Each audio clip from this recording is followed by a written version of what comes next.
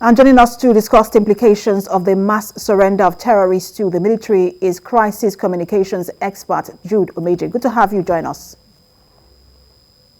It's a pleasure. So, in recent days, we've seen a mass surrender of Boko Haram and ISWAP terrorists to the military. What does this say about where we are in terms of the war against insurgency and terrorism? It clearly shows that the coordinated offensive operation of the Nigerian military is yielding fruits.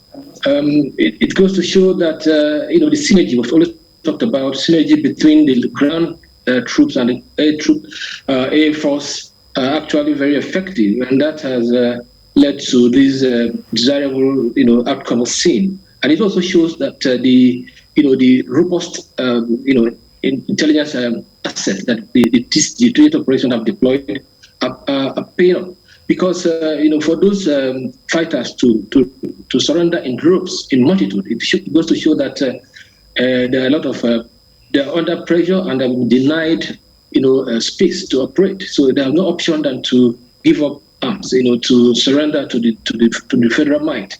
So it to me it calls for really happiness, in spite of what in spite of the fact that you have some conflicting, or rather, some skepticism on what to do with those who are surrendering. That's what I think.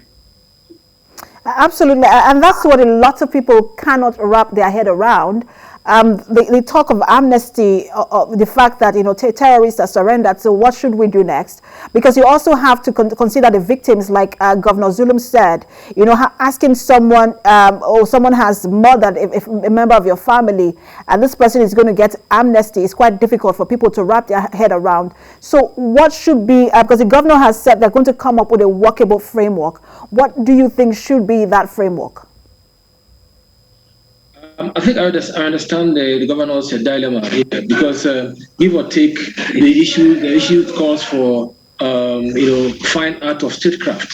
You should be able to balance this, because, for instance, you won't be able to give free easy passage to those guys. There has to be a well coordinated rehabilitation,